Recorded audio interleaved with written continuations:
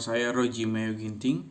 Saya lulusan Teknik Elektro Universitas Gunadarma dan saya telah bekerja di Patra Jasa dan penempatannya di Geraha Pertamina Gambir.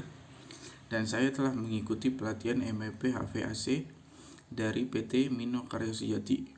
Nah, bagi teman-teman yang baru lulus yang ingin menambah pengalaman atau skill ya, bisa langsung menghubungi di PT Mino Karya Sejati agar dapat mempunyai skill yang mumpuni. Akan banyak pelajaran yang berharga Anda dapatkan di sana. Terima kasih. Kembali kita di dalam pelatihan engineering atau teknisi gedung untuk belajar tentang listrik. Saya ambil topik hari ini mengenai apa-apa saja penyebab kebakaran. Apa-apa saja yang bisa membuat kebakaran termaksud di rumah kita sendiri. Ya, saya akan jelaskan dari bagian yang pertama. Ini bisa kita lihat, ini adalah stop kontak yang dicabang untuk pemasangan stop kontak yang bercabang. Ya, ini ada masuk satu, ini dua dari atas, ini dari kanan kiri nyambung. Kalau misalkan beban untuk yang dipasang ini hanya kecil seperti ini, charger, ya ini misalkan untuk DVD, ya DVD, atau untuk yang lebih ringan dayanya, itu mungkin pakai ini nggak ada masalah. Tapi kalau misalkan stop kontak ini untuk setiap stop kontak dipakai daya-daya tinggi, saya kasih contoh ya. Di sini pakai mesin cuci, ini pakai AC, ini kulkas. Inilah penyebab yang akan membuat rumah bisa kebakar. Karena beban-beban ini yang tinggi tadi akan terjadi namanya menggunakan daya lebih banyak sehingga akan panas, menimbulkan panas. Ya, menimbulkan panas sehingga membuat untuk material stop kontak kita meleleh. Ya, meleleh kalau sekian banyak waktu yang digunakan, sekian lama gitu, maka panas itu akan perlahan-perlahan meleleh, dan ketika meleleh karena panas, maka ingat teori api. Teori api terjadi itu hanya 3 unsur. Yang pertama adalah adanya panas. Kedua, adanya bahan yang mudah terbakar. Kemudian ketiga, oksigen, udara. Jadi, ketika tadi panas yang tadi timbul karena pemakaian daya, ya, di antara stop kontak tadi yang 3 ini panas menggunakan daya tinggi, maka bahan ini stop kontak akan meleleh karena panas tadi, sehingga unsur api itu terjadi. Ketemu panas, ketemu bahannya, ketemu udara, maka ini akan jadi api, kebakar. Ketika ini kebakar mengenai benda-benda yang lain karena dia meleleh, bisa dia kena ke kayu, maka kayu akan kebakar, sehingga perlahan-lahan akan membakar rumah. Itu pertama yang perlu kita pelajari. Dan banyak stop kontak yang kita bisa lihat ketika pemasangan seperti ini banyak yang meleleh atau kita katakan gosong, ya, seakan-akan seperti terbakar. Itu ya. Kemudian yang kedua, penyebab bisa listrik membuat rumah kita terbakar sebagai berikut.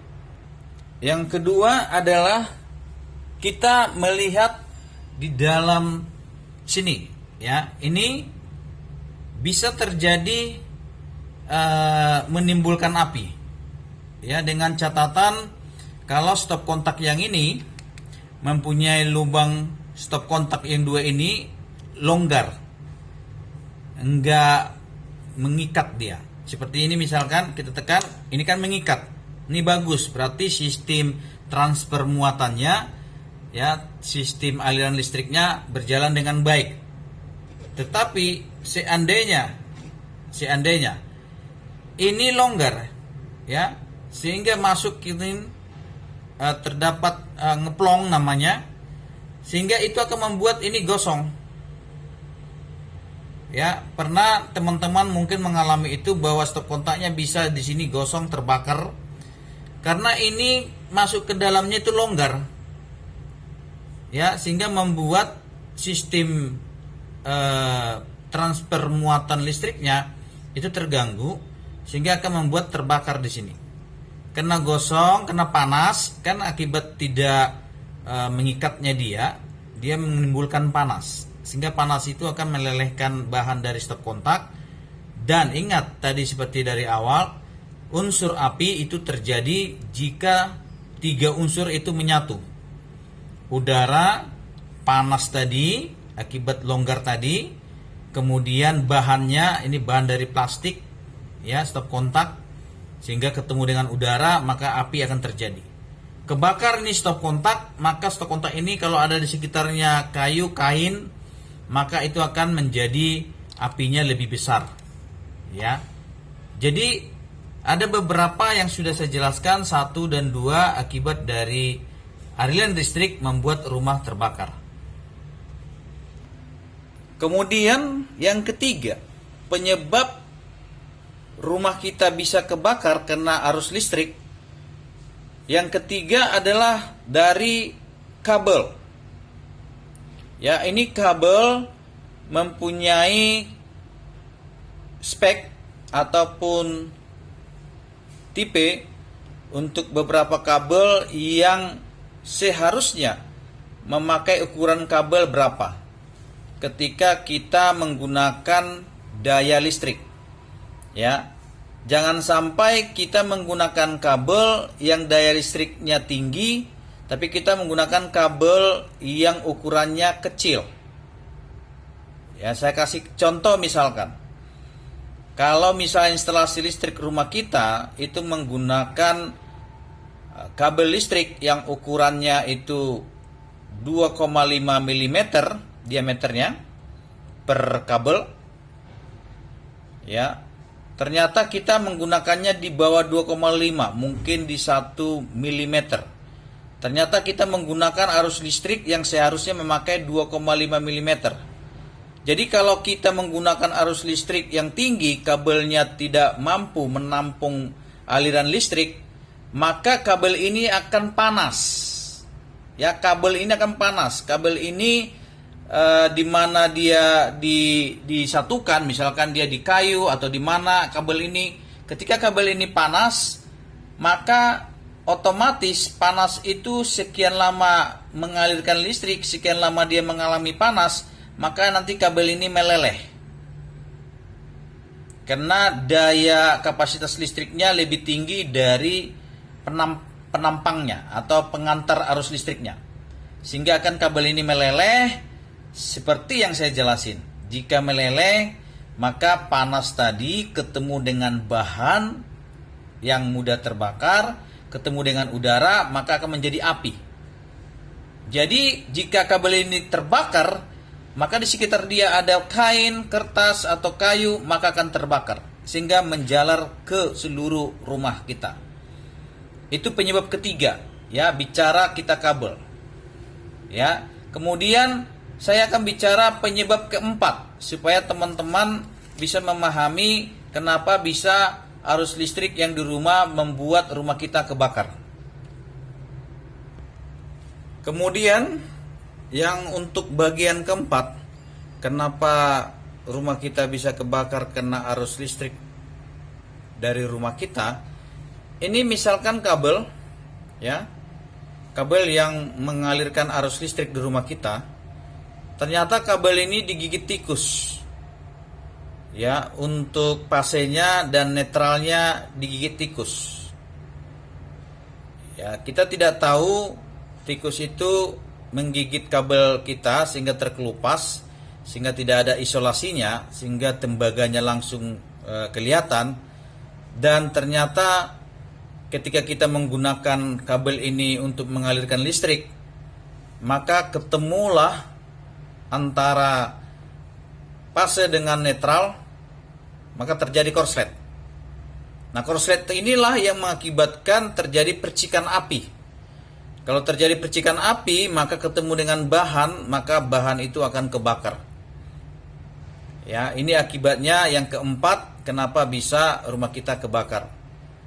Gigitan tikus mengelupas isolasi untuk kabel kita, sehingga pertemuan terjadi antara fase dengan netral sehingga korslet. Itu yang keempat. Dan yang terakhir saya akan jelaskan beberapa bagian saja, ya. Sebenarnya banyak ya, tapi poin yang paling sering yang terjadi saya jelasin, yaitu ketika satu pas kita ini netral dan fasenya, muatan positifnya itu terkelupas, ketemu dengan misalkan pembumian. Ini paling jarang sih ya, paling jarang ya terjadi. Tapi itu akan mengakibatkan panas. Kalau fase ya ketemu atau muatan ketemu dengan pembumian, maka hasilnya adalah panas. Nah, panas itu akan mengakibatkan unsur listrik yang tadi tiga tadi, unsur api tadi yang tiga tadi, sehingga membuat munculnya atau timbulnya api. Ya, karena panas ada, bahan yang kebakar ada, udara ada, maka terjadi api. Maka akan bisa dapat membakar. Demikianlah penjelasan saya, teman-teman, untuk penyebab-penyebab utama rumah kita bisa kebakar oleh hubungan aliran listrik kita di rumah. Ya, jadi usahakan teman-teman menghindari seperti yang saya jelasin tadi. Banyak lagi penjelasan saya untuk penyebab kebakaran, tapi saya hanya menjelaskan bagian yang paling sering terjadi. Salam buat kita semuanya, tetap semangat belajar di pelatihan engineering by PT Mino Karya Sejati. Sukses buat kita semua. Ini juga pemasangan stop kontak atau sistem instalasi listrik yang nggak benar. Ini juga dapat membuat rumah kita terbakar ya, akibat pemasangan instalasi listriknya yang nggak benar ya. Ini nggak benar, harus dipasang dengan baik. Ya, juga ini harus diperhatikan, jangan seperti ini.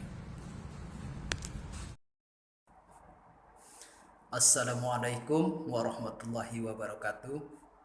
Perkenalkan, nama saya Fadlian Tommy, asal saya dari Bandar Lampung. Lulusan sekolah SMA Malno Pusat Menes, Pandeglang, Banten. Alhamdulillah saya sudah bekerja di PT Asia Provertindo Building sebagai leader engineering di Trembesi Tower BSD Serpong, Tangerang Selatan. Yang mana semua ini saya telah mengikuti pelatihan mechanical, electrical, plumbing, HVAC bersama di PT Mino Karya Sejati. Salam sukses dari saya, terima kasih.